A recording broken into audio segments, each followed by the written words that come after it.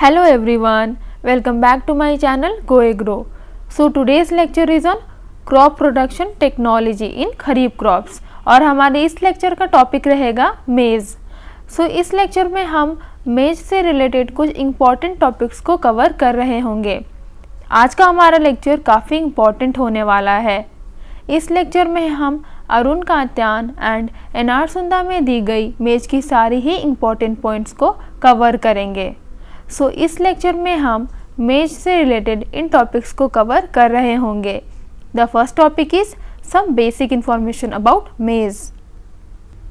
The second is origin and history, then area and production in world, then maize production, its classification, economic importance, botanical description, climate, soil, then preparatory tillage, methods of sowing, spacing and seed rate, manures and fertilizers, irrigation management, insect and pest, diseases, cropping system and rotation, critical stages of growth, harvesting, varieties, and lastly we will discuss some important points from the book N.R. Sunda.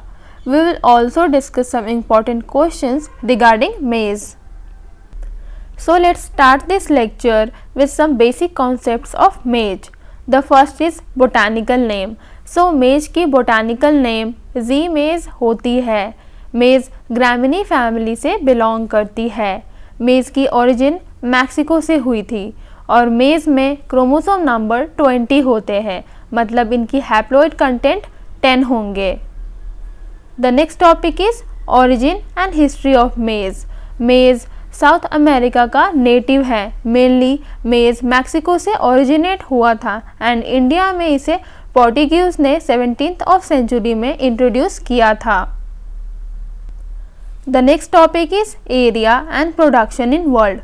So पूरे world में about 139 million hectares की area में मेज़ की 600 million turns की production होती है. इनमें से US that is United states 40% contribute करता है एंड चाइना 21% कंट्रीब्यूट करते हैं. इंडिया में यूपी यानी उत्तर प्रदेश में इसकी काफ़ी प्रोडक्शन होती है. नेक्स्ट स्लाइड पे हम देखते हैं कि वर्ल्ड में कौन सी कंट्री मेज़ प्रोडक्शन में कितना कंट्रीब्यूट करती है. इनमें सबसे पहला कंट्री है यूएसए जो कि 38.0% और ऑलमोस्ट 40% मेज़ की प्रोडक्शन में कंट्रीब्यूट करता है. इसके बाद आता है चाइना जो कि 20.6% और अप्रॉक्स 21% मेज़ की प्रोडक्शन में कंट्रीब्यूट करता है. इनके अलावा दूसरे कंट्रीज़ जैसे कि Brazil 5.9%, Mexico 3.2%, France 2.7%, Argentina 2.4%, Italy 1.9%, Indonesia 1.5% and south Africa 1.5% contribute करते हैं. वर्ल्ड की टोटल मेज़ प्रोडक्शन में इंडिया अबाउट 2% कंट्रीब्यूट करती है. Now the next topic is classification of मेज़. मेज़ की ये क्लासिफिकेशन उनके कर्नल्स की कैरेक्टर पे बेस्ड है. यहाँ कर्नल्स की इमेज दी गई है तो मेज़ की कर्नल्स कुछ ऐसी दिखती हैं. सो मेज़ की फर्स्ट टाइप है जी मेज़ इंड्योरेट दैट इज़ फ्लिंट कॉर्न. इस वैरायटी को मेनली इंडिया में कल्टीवेट किया जाता है. The second type is Zea मेज़ इंडेंटाटा दैट इज़ डेंट कॉर्न. इस टाइप को मेनली यूएसए में कल्टीवेट किया जाता है. The third type is Zea मेज़ इवार्टा दैट इज़ पॉपकॉर्न. अब पॉपकॉर्न के बारे तो हम सब जानते हैं कि अगर हम इन कॉर्न्स को हीट करें और प्रेशर बिल्ड करें तो इन कॉर्न्स में काइंड ऑफ एक्सप्लोजन होती है एंड इनके इनसाइड ग्रेन्स बाहर की तरफ आ जाते हैं. The fourth type of corn is Zea mays saccharata that is sweet corn. Sweet corn अपने नाम के ही अकॉर्डिंग दूसरे कॉर्न्स की कंपैरिजन में स्वीटर होते हैं. The fifth type is Zea mays amylacea that is soft corn. इसे फ्लोर कॉर्न भी कहते हैं. The sixth type is Zea mays tunicata that is pod corn, ये कॉर्न का सबसे प्रिमिटिव टाइप है। The seventh and the last type is जी मेज सेराटिनाक्यूलेश, that is vaccine corn. ये कॉर्न्स एक तरह का स्टार्च प्रोड्यूस करते हैं जो कि टेपियोका से काफ़ी सिमिलर होता है। यहाँ टेपियोका एक तरह की स्टार्च है जो कि कैसावा प्लांट से एक्सट्रैक्ट करी जाती है। अब यहाँ इन डिफरेंट टाइप्स की मेज की इमेज दी गई है। The first is of flint corn, then dent corn, then popcorn, then sweet corn. इनके अलावा नीचे sweet corn, popcorn and waxy corn की इमेजेस भी दी गई हैं। Now the next topic is economic importance of maize. Maize को हम क्वीन ऑफ सीरियल्स भी कहते हैं। मेज डिफरेंट इंडस्ट्रीज में काफ़ी हैवी अमाउंट में as a raw material use करी जाती हैं। इनका use starch syrup, alcohol, acetic acid, lactic acid, glucose, ethanol, इन सभी की प्रिपरेशन में होता है। इवन मेज का यूज़ प्लास्टिक्स एंड रबर की सिंथेसिस में होता है। मेज की ऑयल भी बनाई जाती है और इनका यूज़ हम कुकिंग के लिए भी कर सकते हैं। अगर इसे फुली रिफाइन कर दिया गया तो ये काफ़ी फाइन कुकिंग ऑयल होगी। मेज के कॉर्न्स को रोस्ट करके काफ़ी चाव से खाया जाता है। इनकी कई वेराइटीज़ जैसे बेबी कॉर्न्स लोग काफ़ी पसंद करते हैं। मेज का यूज़ डिफरेंट कॉन्टिनेंटल डिशेस को प्रिपेयर करने के लिए भी किया जाता है। मेज एक ऐसा क्रॉप है जिसे हम कभी भी कल्टीवेट कर सकते हैं। इसे खरीफ, रबी या समर किसी भी सीज़न में कल्टीवेट कर सकते हैं। The next topic is botanical description. तो इस टॉपिक पे हम मेज़ की रूट्स, लीफ और उसकी फर्टिलाइजेशन प्रोसेस को डिटेल में समझेंगे। अगर हम मेज़ की रूट्स से शुरू करें तो मेज़ की हमें 3 टाइप्स की रूट्स कॉमनली देखने को मिलती हैं। पहला है सेमिनल रूट्स। ये रूट्स अनजर्मिनेटेड सीड्स में प्रेजेंट होते हैं एंड ये मेनली मेज़ की इनिशियल फेज पे फंक्शनल रहते हैं। दूसरा है क्राउन और कोरोनल रूट्स। ये रूट्स जनरली स्टेम की बेसल नोड से सॉइल के नीचे डेवलप करती हैं। अब तीसरा और आखिरी है ब्रेस एरियल और प्रॉप रूट्स। ये रूट्स जनरली स्टेम की 2 से 3 लोअर मोस्ट नोड से सॉइल के ऊपर ही डेवलप करती हैं। The next is leaf. अब मेज़ की लीफ की भी 2 पोर्शंस होते हैं। लीफ की वो पोर्शन जो कि स्टेम से अटैच्ड रहती है उसे लीफ शीट कहते हैं और लीफ की जो पोर्शन बाहर की तरफ होती है इसे लीफ ब्लेड बोलते हैं।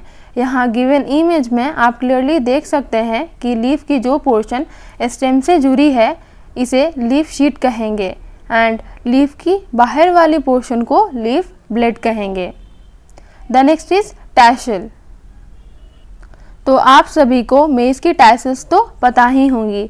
मेज़ की टैसल कुछ ऐसी दिखती है। ये बेसिकली मेज़ की ब्रांच इन्फ्लोरेसेंस है। इनमें एंथर्स प्रेजेंट होते हैं। मेज़ की एक टैसल में एक सेंट्रल स्पाइक एंड 10 से 15 लैटरल ब्रांचेस प्रेजेंट होते हैं। हाइब्रिडाइजेशन पर्पस के लिए टैसल को मेज प्लांट से रिमूव करने की ही प्रोसेस को हम डीटैसलिंग कहते हैं। The next is fertilisation in maize. मेज में प्रेजेंट फीमेल फ्लावर की एक ही सिंगल ओवरी होती है। हालांकि इन ओवरी से कई सारे लंबे स्टाइल्स टर्मिनेट होते हैं जिन्हें हम सिल्क कहते हैं। यहाँ मेज की फीमेल फ्लावर की इमेज दी गई है।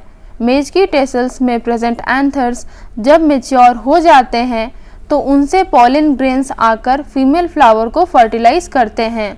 यहाँ फीमेल फ्लावर पे प्रेजेंट जो हेयर लाइक स्ट्रक्चर हैं इन्हें हम सिल्क कहते हैं और यही स्टाइल्स होते हैं। फर्टिलाइजेशन के बाद ओवरी सीड्स यानी कर्नल्स प्रोड्यूस करती है। The next is year. मेज में प्रेजेंट फीमेल फ्लावर यानी फीमेल इन्फ्लोरेसेंस को ही हम ईयर कहते हैं। ये ऑक्सिलरी बर्ड्स पे बॉर्न होती हैं और इनमें प्रेजेंट मैच्योर ओवरी ही फर्टिलाइजेशन के बाद मैच्योर कर्नल्स को प्रोड्यूस करती है। अब यहाँ एक मैच्योर कर्नल की इमेज दी गई है। इनमें आप देख सकते हैं कि एंडोस्पर्म प्रेजेंट होते हैं और काफ़ी अमाउंट में इनमें स्टार्च भी प्रेजेंट है। सो एक मैच्योर कर्नल में एक एंडोस्पर्म प्रेजेंट होता है, इनमें एक एम्ब्रायो और एक मैटरनल पेरिकाल्प भी होता है। The next topic is climate. Maize mainly tropical and temperate region में ग्रो करी जाती है। मेज एक warm and humid season crop है और उन एरियाज में कल्टीवेट किया जाता है जिनकी क्लाइमेट वार्म एंड ह्यूमिड हो।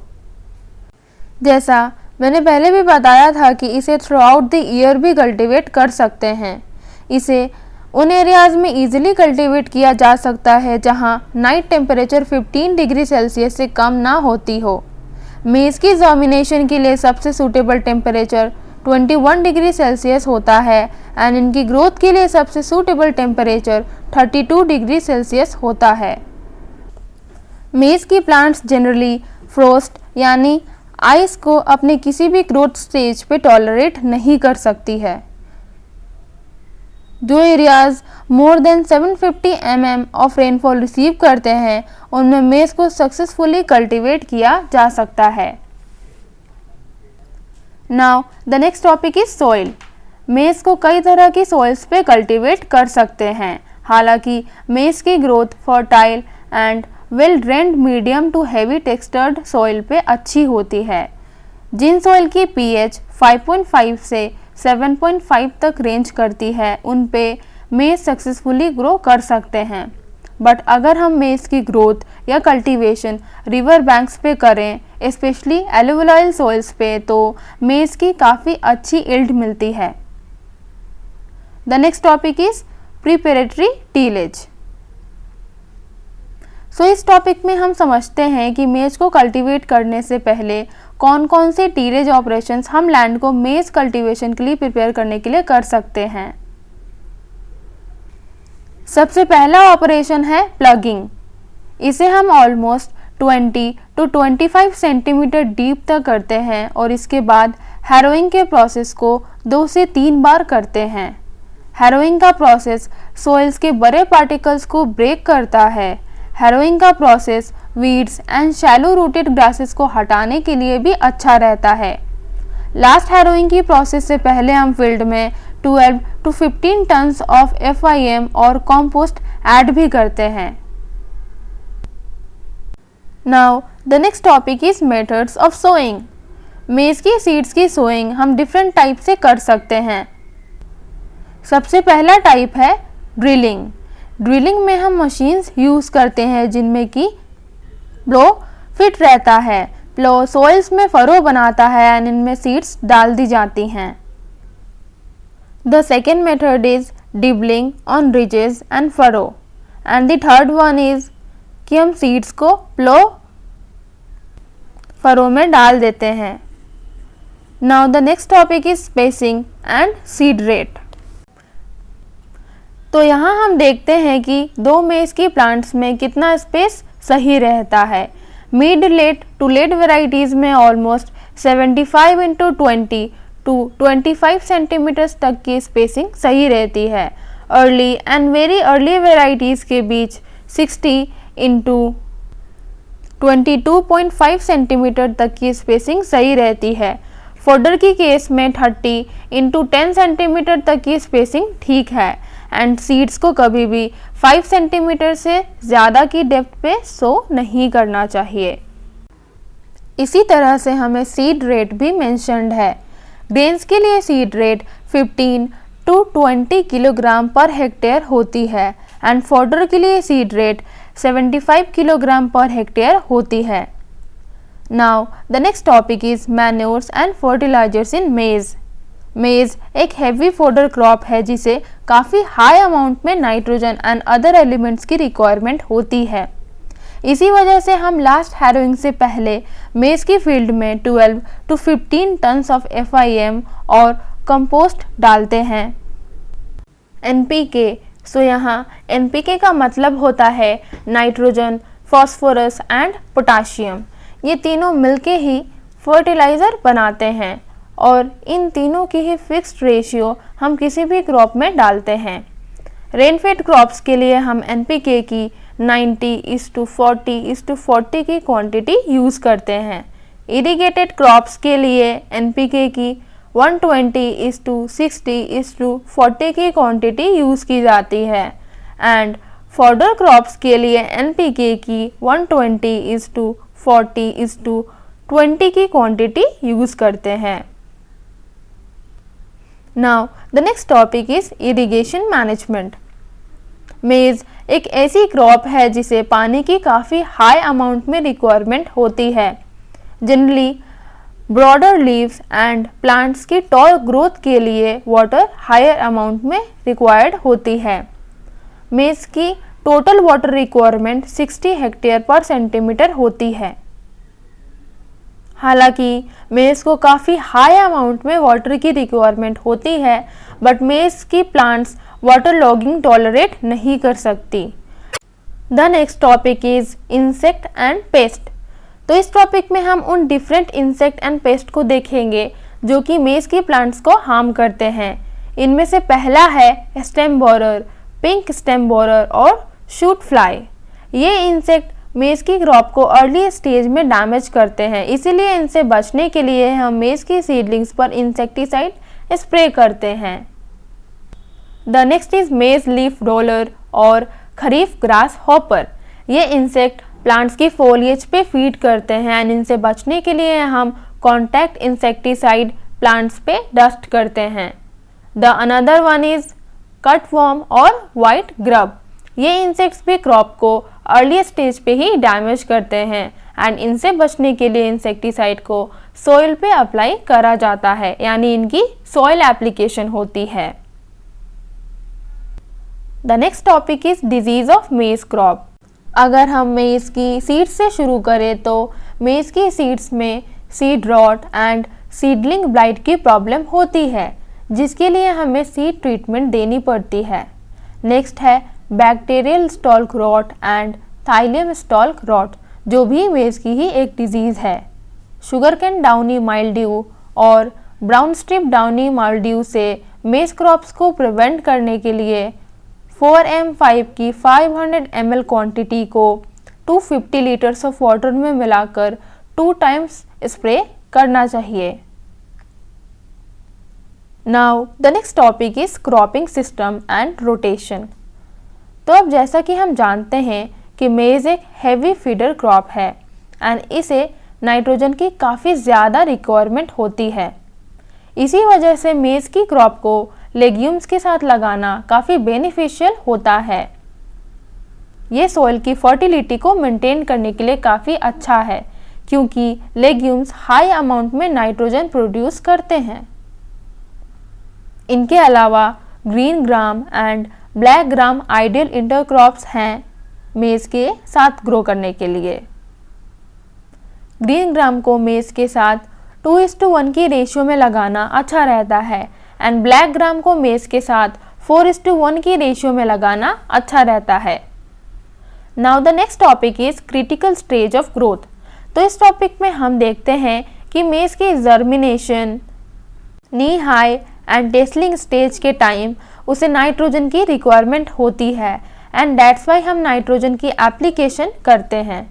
कुछ इसी तरह मेज़ की टेस्लिंग से लेकर सिल्किंग स्टेज में उसे पानी की रिक्वायरमेंट होती है एंड दैट्स वाई हम वाटर एप्लीकेशन इस टाइम करते हैं। The next topic is varieties. तो मेज़ की हम इम्प्रूव्ड, कंपोजिट और हाइब्रिड वेराइटीज़ यूज़ करते हैं। इनमें इम्प्रूव्ड वेराइटीज़ लोकल कल्टीवर्स ने सिलेक्शन से बनाई है।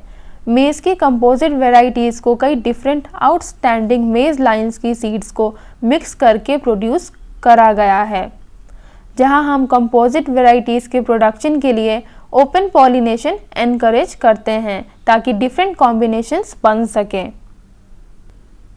अब अगर हम मेज़ की हाइब्रिड वैरायटी की बात करें तो हाइब्रिड्स फर्स्ट जनरेशन हैं और इन्हें 2 प्योर लाइंस को क्रॉस करके बनाया गया है।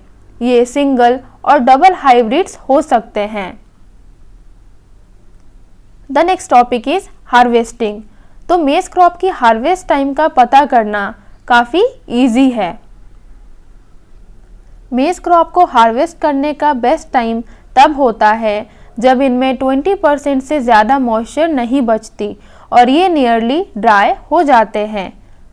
हार्वेस्ट कब करना चाहिए, आप इसे ऐसे भी समझ सकते हैं कि मेज की शीट ब्राउनिश हो जाती है एंड इनके ग्रेन्स हार्ड हो जाते हैं। तब इन मेज के ईयर्स और क्रॉप्स स्टैंडिंग क्रॉप से रिमूव कर लिए जाते हैं। इन हार्वेस्टेड ईयर्स या क्रॉप्स को 2 से 3 दिन तक सन की लाइट में ड्राई कर लिया जाता है। इन प्रोसेसेस के बाद मेज की क्रॉप्स को मार्केट में बेचने के लिए भेजा जाता है। Now there are some additional points from the book NR Sunda. Book में मेज को फील्ड में किस डायरेक्शन में लगाना सही होगा ये भी बताया गया है।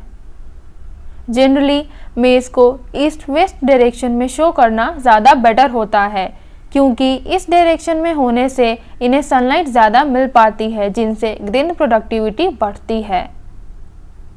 द नेक्स्ट पॉइंट इज़ कि मेज में प्रेजेंट सेमिनल रूट्स मेज सीडलिंग्स को नरिश करते हैं। नेक्स्ट पॉइंट में हम समझते हैं कि वैसे तो मेज काफ़ी अच्छी क्रॉप है जिसे खाया जाना चाहिए, बट इफ़ एक पर्सन कम्प्लीटली मेज पे ही डिपेंडेंट रहता है एंड सिर्फ मेज ही खाता है तो इससे उसे पेलेग्रा नाम की एक सीवियर डिजीज़ हो सकती है। Pellagra disease low vitamin B complex, niacin and tryptophan की कमी की वजह से होने वाली एक सीवियर डिजीज़ है। नेक्स्ट पॉइंट है कि हाइब्रिड मेज की कॉन्सेप्ट्स या आइडिया सबसे पहले EM ईस्ट एंड GH शल ने 1910 में कंसीव किया था और इन साइंटिस्ट को ये आइडिया सिंगल क्रॉस टेक्निक से आया था जिसे उन्होंने इनब्रीड लाइंस में कराया था। यहाँ inbred lines actually pure lines होती हैं। हम बार बार सेल्फ पॉलिनेशन करके होमोजाइगस प्लांट्स ऑब्टेन करते हैं। यही होमोजाइगस प्लांट्स प्योर लाइंस कहलाते हैं। The next point is India में पहली बार 1961 में 4 डबल क्रॉस हाइब्रिड्स को रिलीज करा गया था। इन चारों के नाम हैं Ganga 1, Ganga 101, Deccan and Ranjit. Mahi Kanchan and Mahi Dhawal maize की वैसी वैरायटीज़ हैं जो कि राजस्थान से ओरिजिनेट हुई हैं। मेज की खरीफ सीज़न में ऑप्टिमम प्लांट पॉपुलेशन 65,000 से 75,000 की होती है पर हेक्टेयर। नेक्स्ट हमारे पास एनआर सुंडा में दी गई कुछ इंपॉर्टेंट क्वेश्चंस हैं। फर्स्ट इज़ जी मेज यानी मेज की ग्रोथ के लिए बेस्ट सूटेबल टेम्परेचर होता है 32 डिग्री सेल्सियस। सेकेंड इज मेज प्लांट के लिए कॉमनली यूज्ड हर्बिसाइड है सिमाजीन। थर्ड इज मेज की हाइब्रिड वेराइटीज़ हैं संगम और गंगा सफ़ेद। फोर्थ इज मेज की प्रोडक्शन के लिए डबल क्रॉस टेक्निक्स को DF जोन्स ने इंट्रोड्यूस करा था। फिफ्थ इज मेज प्लांट पे पहले मेल फ्लावर यानी टेसल्स की अपीयरेंस होती है। सिक्स्थ इज मेज क्रॉप्स की वाटर रिक्वायरमेंट 500 to 800 mm तक की होती है। सेवेंथ इज मेज में 10% ऑफ प्रोटीन कंटेंट होती है।